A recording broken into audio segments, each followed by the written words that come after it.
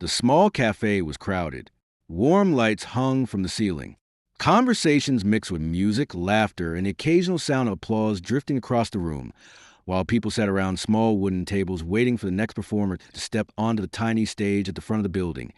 And despite the casual atmosphere, something powerful existed there, because every stage, no matter how small, contains a possibility of judgment.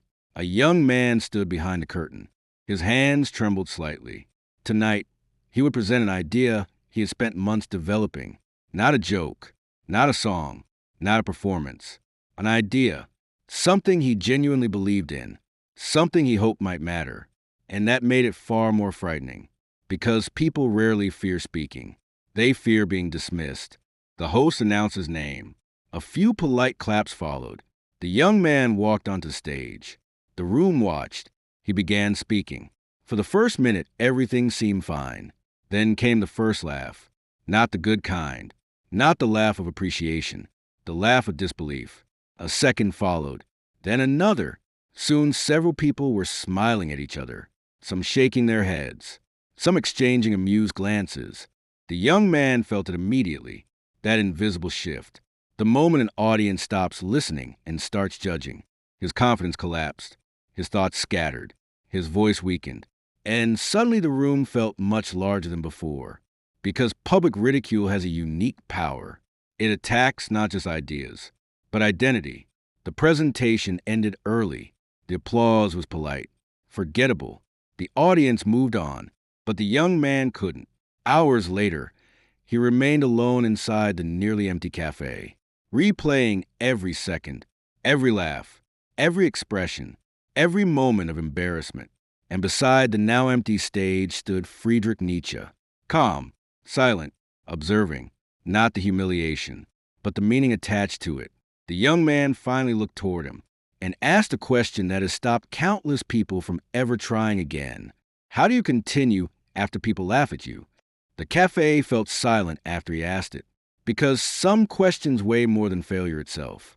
And Nietzsche did not answer immediately, because the most important answers often begin with silence. The cafe had grown quieter. Most of the audience was gone. The empty chairs near the stage sat beneath warm hanging lights, while glasses, napkins, and half-finished conversations linger like echoes of an evening already ending. And yet, somehow, the laughter remained. Not in the room, in his mind.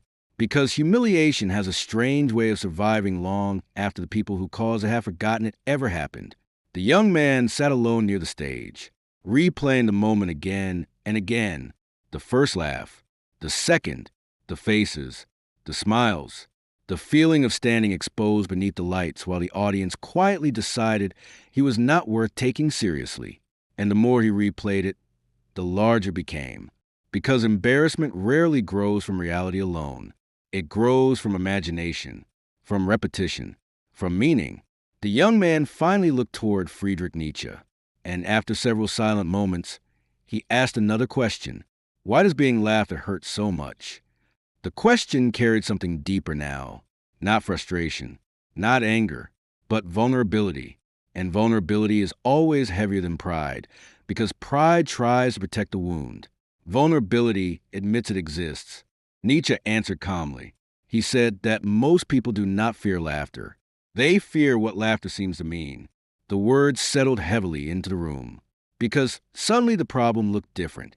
Perhaps the laughter itself was not the source of suffering. Perhaps the real source was a conclusion attached to it. The conclusion that ridicule equals failure, that rejection equals incompetence, that public embarrassment reveals personal inadequacy. And Nietzsche continued. He said that human beings are deeply attached to approval, far more attached than they realize. From childhood, people are rewarded for fitting in, for being accepted, for avoiding disapproval, for staying within boundaries established by the group. And eventually something dangerous happens. The need for acceptance begins disguising itself as truth. The young man remained silent, because something inside him had already begun to shift. Not confidence, not comfort, awareness. And awareness is always the beginning of freedom. The lights above the stage glowed softly. The room remained nearly empty. And Nietzsche continued. He said that many people never pursue what they truly want because they are not afraid of failure. They are afraid of becoming ridiculous. The words echoed through the cafe because they expose something uncomfortable. Many dreams die long before failure ever reaches them. They die at the possibility of embarrassment, at the possibility of judgment, at the possibility of being seen trying and not immediately succeeding. The young man lowered his eyes because he recognized exactly what Nietzsche meant. The laughter hurt, but what hurt even more was a desire to never experience that feeling again, the desire to retreat, to become invisible, to stop risking humiliation altogether. And Nietzsche noticed, so he continued. He said that society often respects confidence, but confidence itself is usually built from surviving embarrassment, not avoiding it. The words move deeper than anything before them because they challenge one of the most common assumptions people carry, the assumption that courageous people feel less fear. In reality, courageous people often feel exactly the same fear. They simply refuse to let fear make the decision. The cafe grew quieter. The young man looked toward the empty stage. Only hours earlier it had felt like a place of humiliation. Now it looked different. Not safe, not comfortable, but different. Because now the stage looked less like a threat and more like a test. And tests reveal things, not about the audience, about the person standing before them. The rain outside intensified slightly. Cars moved through wet streets beyond the windows. Life continued, as it always does. And Nietzsche continued. He said that originality almost always looks foolish before it looks admirable. The audience rarely recognizes something new immediately. The crowd prefers familiarity. The familiar feels safe. The unfamiliar feels suspicious. And that is why ridicule often arrives before respect. The words settled into the room with quiet force. Because what they were feeling was no longer embarrassment. It was something far more unsettling. A growing realization that being laughed at may not always be evidence of failure. Sometimes it is evidence that you have stepped beyond what other people understand. The young man looked again at the stage. The memory still hurt. The laughter still existed. Nothing about the evening had changed. And yet, for the first time since walking off that stage, he was no longer asking how to avoid being laughed at. He was beginning to ask something far more important. Was he willing to be misunderstood long enough to become something greater? The cafe was nearly empty now. The laughter was gone. The audience had disappeared into the night. The stage light still glowed softly above the small wooden platform, where only hours earlier the young man had stood exposed before a room full of strangers. Nothing had changed. And yet, somehow, everything felt different. Because something had shifted, not in the cafe, not in the audience that had laughed, not in the performance itself, but in the way the young man now understood ridicule. And that difference was enough to change everything. Because once a person begins to see mockery differently, mockery loses much of its power to stop them, and the silence that now filled the room seemed to carry that realization through every empty chair and abandoned table. Because something had been introduced that did not require agreement to exist. Something that had already begun to alter the way he understood embarrassment, approval, courage, and the invisible authority people give the opinions of strangers. And that alteration is what makes an idea dangerous. Not because it removes fear, but because it removes obedience. And Friedrich Nietzsche stood calmly beside the empty stage, not as someone who had never been misunderstood, but as someone who had stopped expecting understanding to arrive before conviction. And that difference was impossible not to notice, because most people want acceptance first. Very few are willing to continue without it. The young man remained seated. The memory still existed. The laughter still existed. The embarrassment still existed. Nothing practical had changed, and yet something inside him no longer felt defeated. Then he asked one final question. The question hidden beneath every act of courage. The question hidden beneath every original idea. The question hidden beneath every person who has ever stood alone. What if they never stopped laughing?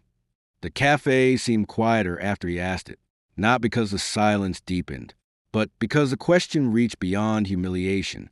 It reached identity. Nietzsche answered calmly. He said that the crowd is often wrong before it is convinced. The words settled heavily into the room, because they expose something most people spend their lives avoiding. The possibility that public opinion, is not the same thing as truth. And Nietzsche continued. He said that people often imagine history moving forward through agreement, but history usually moves forward through resistance. New ideas are mocked, new paths are doubted, new visions are dismissed, and only later do people call them obvious. The young man listened carefully, because for the first time that evening, he was no longer thinking about the audience. He was thinking about the cost of originality.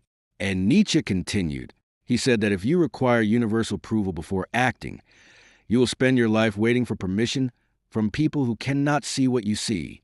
The words echoed softly through the cafe, because they did not promise recognition. They demanded independence. And independence is always heavier than popularity. The rain outside slowed. The streets beyond the windows grew quieter.